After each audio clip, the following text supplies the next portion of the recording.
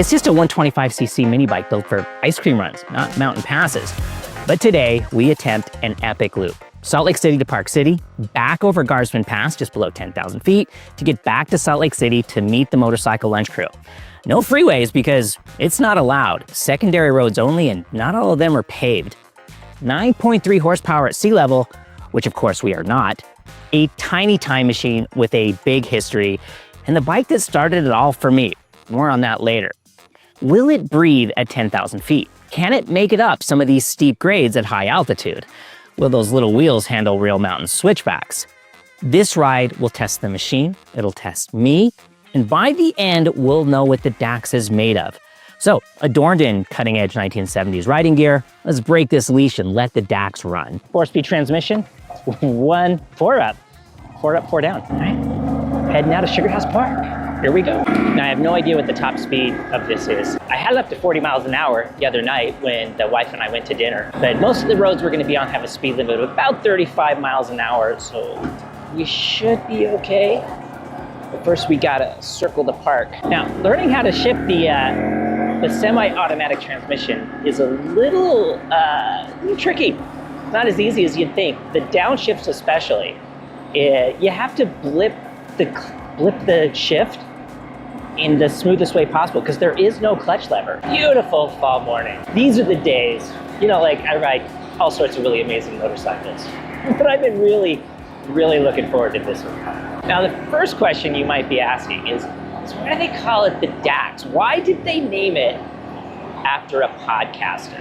Well, I have an answer for you. Back in 1960, Honda had a problem. They wanted people to ride motorcycles, but not everyone wanted to look like Marlon Brando in The Wild One. So they built a tiny thing for kids to wobble around on at their Tama Tech amusement park in Tokyo. It was so small and ridiculous that people said riders looked like monkeys, and so the monkey bike was born. Honda being Honda, they didn't stop there. In 1969, they unveiled a new mini bike with a long pressed steel frame shaped suspiciously like a dash hound. Naturally, they called it the Dax. Yeah, after the sausage dog. It had fat little 10-inch tires, fold-down handlebars, and enough charm to make even the most serious biker grin like a kid. When it crossed the Pacific, Honda decided Americans wouldn't go for something named after a wiener dog, so they rebadged it as the CT-70 or the Trail 70 and sold it as a tough little go-anywhere machine. And it worked. Farmers and campers and kids and even the US Forest Service loved the thing. It wasn't especially cheap, but it was a Honda, built properly, with chrome everywhere, and it always started. Throughout the 70s, it became the starter bike. Ask any rider in their 50s what they first learned on, and odds are they'll say a Trail 70. Basically, it brought half of Middle America into Honda dealerships. And as we head up towards Emigration Canyon, I mean, this is basically what the Dax is intended for. 30 miles an hour, do everything, and oh, that was a terrible downshift. I didn't blip that one appropriately. I still can't get over Honda's flipping the horn and turn signal. You know, if all you own is a Honda, I'm sure it's fine, but I'm always jumping back and forth between bikes, and you know, I can switch between GP shift and traditional shift without a problem. But the horn and turn signal transposed really messes me up. The heel toe shifting is awfully entertaining. It's one thing I do kind of wish it had a gear indicator, just so I knew not to bang it into first gear. Yeah, first and second is the hardest gear to get right. The faster you're going, the smoother the semi-automatic transmission is. When I was a kid still in short pants, the neighbor bought a CT-70. Orange paint, black stripe around the pressed steel T-frame, and I turned green with envy. The neighbor kids terrorized the small mountain town that I grew up in, and their dad kept stealing it back and vanishing to secret fishing holes. On weekends, they folded the handlebars down and slid it into the station wagon with wood grain on the sides and disappeared to have unknown adventures 5-year-old me could only imagine. That little Honda lit a fuse, and those mini trail bikes were freedom. You could park in a garage corner. I mean, the long back and the short legs, but a big grin. It was approachable and unintimidating, and I wasn't the only one who thought so. Back then, in the 70s, when every kid tuned in to watch Chips on Tuesday nights, these things were everywhere. been a long time since I rode any distance for any time without a full face helmet. It's a little unnerving. But again, I'm going like bicycle speeds. Yeah, you can hit every apex perfectly when you're going this speed.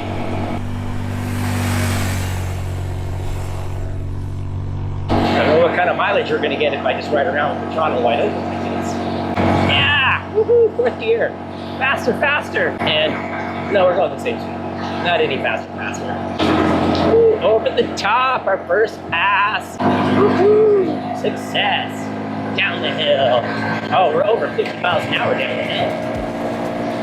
Honda has really leaned into the mini motos with a version for everyone, making it harder to decide which one's right for you. They all run the same 125cc thumper, the little air-cooled single that refuses to die. But what Honda bolts around it changes everything. The Grom is the hooligan, cheap, cheerful, and forever trying to wheelie past the police. I've even done races on these. The Monkey is pure nostalgia, the mini moto that started it all. Small wheels but big attitude, and every ounce of nostalgia you could possibly ram between two axles without breaking the laws of physics.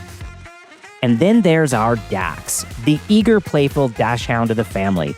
Long bench seat big enough for two full-size adults, semi-auto gearbox, and retro styling that makes strangers stop and smile and want to talk about the Trail 70 they had as a kid. So I did the math, and at 5,000 feet elevation, we lose about 17% horsepower. So that takes our 9.3 down to about 7. We're heading up towards about 8,000 feet of elevation, and eventually 10,000 feet of elevation, which will bring our horsepower down to less than 6. And I can already tell I'm in third gear, full throttle, and barely able to pull 40 miles an hour. So we're about to head up all these switchbacks. I think it's going to be fun. What do you think? I think it's going to be fun. I'm already having a gas. Still got to slow down for the turn though. Woohoo! Little rough. There we go. 37. Not doing too bad. It's doing a little better through the turns than it was on the straight bit. I'm going to stretch out these throttle cables, I think. Flat out up East Canyon, this little Dax feels like it's giving me everything it's got, and that's what makes it such a riot. The bars dance and the engine buzzes like an angry beehive, and I'm grinning like a kid who just discovered sugar. I don't know why that's so entertaining. I don't think I'm writing this as intended. Come on, Dax! Every sweeping corner is a dare, and even though 55 feels heroic, the bike's playful agility makes it feel like I'm flying. All right, second pass. Over the top, we can finally get back into fourth gear. Brakes work really good. Dropping down the backside of East Canyon was even better. Gravity finally turned the tables, letting me go as fast as those little 12-inch wheels could spin. It gave me the chance to really test the Dax's handling, pushing the suspension damping right to its limits. And the bike didn't disappoint. But in the middle of it all, I did briefly question my decision to wear 1970s riding gear, because protective mock toes and a Levi jacket are about as useful in a crash as wrapping yourself in denim-scented optimism. On the far side of East Canyon, it was time to put asphalt behind us and tackle a dirt road. This is the original section of the Oregon Trail and the route the Mormons used on their way into the Salt Lake Valley. And it really handles well on the dirt. The Honda Dax 125 happily bounces down gravel roads, but don't mistake it for a dirt bike. This isn't a car. Remember, this is a dash hound, not a border collie. But the fat 12-inch tires and twin shocks smoothed out potholes and pushed through loose gravel better than you'd expect. And the inverted forks give it actual composure. 4 inches of modestly sprung and decently damped forks were perfectly equipped for this kind of riding. But I suspect hitting anything much more rugged and the Dax would have flown the white flag.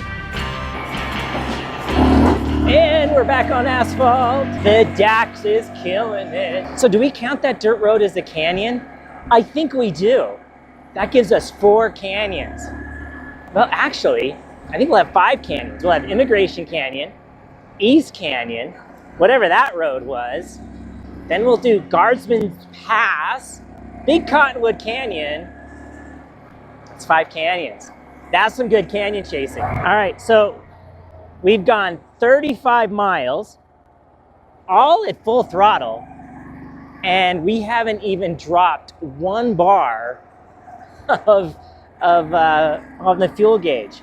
But I'm gonna stop at this gas station because I got bugs all over my visor. Oh, and I took the wrong turn. Son of a bitch. Roundabouts are confusing, I guess. Dax is so much fun through the roundabout. All right, visor clean. Be careful not to get on the freeway. Not freeway approved. As we head into Park City.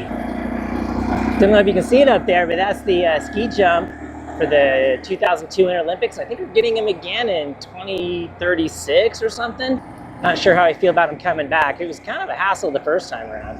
Ah, red light. Lane. We have an hour to do 1 more canyon, but it's a big one. Now, I'll have you know that lane filtering is legal in the state of Utah. So I did not break the law there.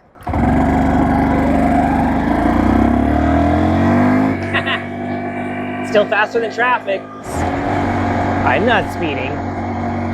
I'm not. Just feels like it. So I think we have time for a detour through downtown Park City. You've always wanted to see it. If I can remember how to get through downtown Park City, it's been a while. The gauge could be a little bit brighter. It is hard to see. Now, to tell you how old I am, when I was a kid, the city of Park City were paying people. They would give you a house and give you money if you would restore it. And most of those people just took the money and ran. Also, we have a police officer right behind us. Oh, he went the other way. He wasn't chasing us. Historic downtown Park City. Here it is. It's lots of little restaurants, lots of art galleries. I honestly cannot remember the last time I was here. I think it's been 3 or 4 years. Now, Park City started as a mining town, but these days it's probably best known for the Sundance Film Festival. And sadly, we recently lost Robert Redford, who I was lucky enough to have met a few times, and he was every bit as kind and genuine as you'd hope. He will be missed. But riding a little icon from the 70s through town felt like the perfect tribute, rolling through a place that he helped put on the map in the 70s. Holy crap. This traffic. We may not make it to lunch. What is this? Probably some dump truck. Definitely some dump truck who is not pulling over to let people go by. Oh my gosh. I tell you, this is the summer of dump trucks. This has been my whole summer, is getting stuck behind dump trucks. Come on! We have to be able to pass a dump truck. Come on, come on! 32 miles an hour! Yeah! Woohoo! Yes, we made it past the dump truck. Victory! Oh, look, they're hanging Christmas lights. I'm gonna stop and move the camera here. That dump truck's coming up behind us. So as we're behind this van, there's an epic mountain bike trail up here. It's called the Wasatch Crest. This van's gonna drop them off at the top of Garsman Pass. And from there, you ride the entire spine of the Wasatch Mountains before it eventually drops you back down into Salt Lake City. One of the most epic in the region. It's absolutely incredible. And you can do it with this shuttle service they have. Now, normally I'd be a little frustrated being behind traffic like this, but I don't know if I can go much quicker than them, because we're probably close to 9,000 feet of elevation right now. The mighty Dax is a little less mighty now that it can't breathe. It's the Montage, that hotel, 1 million square feet. And they're building another one, because we can't have enough. All right, so we are at 50 miles and we have dropped 1 bar of fuel. That's a lot of full throttle riding for 1 bar of fuel. Climbing out of Park City, the grade stiffens as Empire Pass looms ahead. The little Dax digs in, straining like the little dog that it is, its little motor thrashing just to keep momentum. Every car in the mirrors feels like a challenger, and I'm clinging to pride alone, determined not to be the rolling roadblock of the Wasatch. And I think we're probably still just about as quick as a fully laden van, but you can't complain about this view. Look at that. We chose a good day to do this adventure. And this is Empire Pass. It's a very popular place. You have a nice mountain bike trail here called 9K Trail. Empire Pass, and look at this view. Rolling over the crest of Empire Pass, the world suddenly opens up. Bonanza Flat stretches out, the vast alpine meadow framed by ridgelines that feel close enough to touch. It's beautiful, almost unfairly so, the kind of view that makes you forget how hard the little Dax just worked to get here. But this isn't the finish line. Ahead lies Guardsman Pass, the tallest, steepest climb of them all, and the true test of our challenge. Oh, I really like this bike. And here we are. This is Guardsman Pass. I believe the actual elevation is like 9,800 feet at the top. So, little Dax, the little dash hound, doing pretty good. 32, 33 miles an hour. We're catching the other bicycle van, but it gets really steep up here in a second.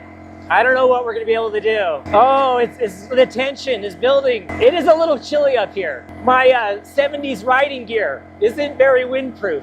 We're gonna be stuck behind a van, I think.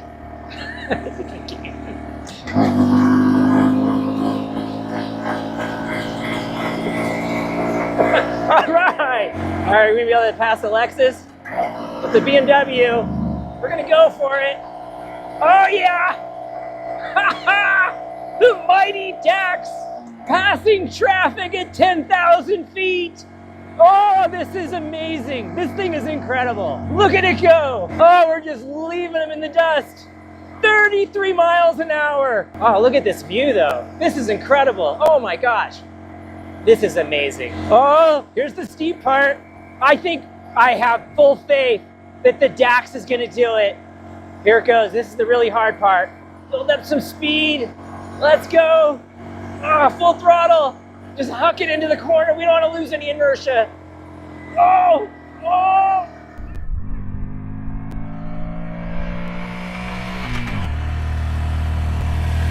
26 miles an hour at 10,000 feet elevation. Guardsman Pass, everybody. The mighty Dax. That's incredible. Woohoo! Yeah! There we go, Guardsman Pass. Woohoo! Now we can get our speed on. Yahoo! Brakes are good. Handling's good. Oh yeah, semi-automatic transmission. Oh my gosh, I am completely impressed with this thing. I didn't know if it was gonna make it up that. And I think we might be passing more traffic here. Woo-hoo! Oh my gosh. I've never had so much fun going so slow. These things are like, it's amazing this thing is as capable as it is. Now it's nothing but Big Cottonwood Canyon, wide open, fast, and merciless. The road drops away like a roller coaster designed by someone with a grudge. Oh, it's the fastest I've ever gone through the S-curve. And the wind's punching me square in the chest as though if it's personally offended by our attempts. This is it, the final stretch before lunch. I tuck in, head down, trying to hide behind handlebars the size of chopsticks.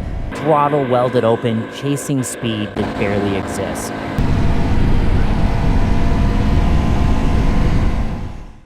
All right, so I didn't quite make it to lunch on time. I was an hour late. And listen, I know this thing is ridiculous. It's less practical than a scooter. There's no storage. And it's less capable than a full-size motorcycle. And it's not quick. And it's about as intimidating as a golden retriever in sunglasses. And it's not especially cheap either. You can get a really good used bike for what this sets you back. But here's the funny thing. Back in the 70s, a CT70 cost about $400, which works out to around $4,000 today. So in a weird way, it's still exactly as expensive as it always was. And yet, I don't care. I love it. I love everything about it. I love how it looks. I love the dog logo that mirrors the shape of the old CT70 badge. And I love blipping the downshifts. And I absolutely love how it makes me feel 8 years old again, back when families gathered around a white sheet pinned to the living room wall to watch slides of summer vacations. I wanted to make this review unbiased. Honestly, I tried, but I failed spectacularly. Sure, the gauge is unreadable in bright sun. It won't connect to my phone or whisper turn-by-turn directions into my helmet. No IMU, no lean-sensitive ABS, no ride modes. And yes, you have to cancel the blinkers yourself with your hand. It's like rolling down the car windows with a crank. But I don't care, and I won't apologize, because the Dax isn't really a motorcycle at all. It's a memory wrapped in nostalgic blue paint and pressed steel. And if you're shopping for practicality, buy a scooter. But if you want a tiny time machine that hurls you straight back into your past, the Dax is sitting there grinning. And that's why, despite its flaws, I honestly think this might be the coolest retro bike you can buy. I mean, it's for those of us who remember what it was like back then. This is what it felt like. Well, except for now you get the bits that actually work when it rains. You know, fuel injection instead of carburetors, electronic ignition instead of fiddly points, front wheel ABS instead of drum brakes that worked mostly on faith. It's not perfect, it's not modern, but it gives you the past the way you want to remember it. Thank you, Honda, for lending us this delightful little oddball, and thank you for sticking around. You know the drill. Click the button, subscribe, and maybe wander over to this next video. It's probably the best one we've ever made.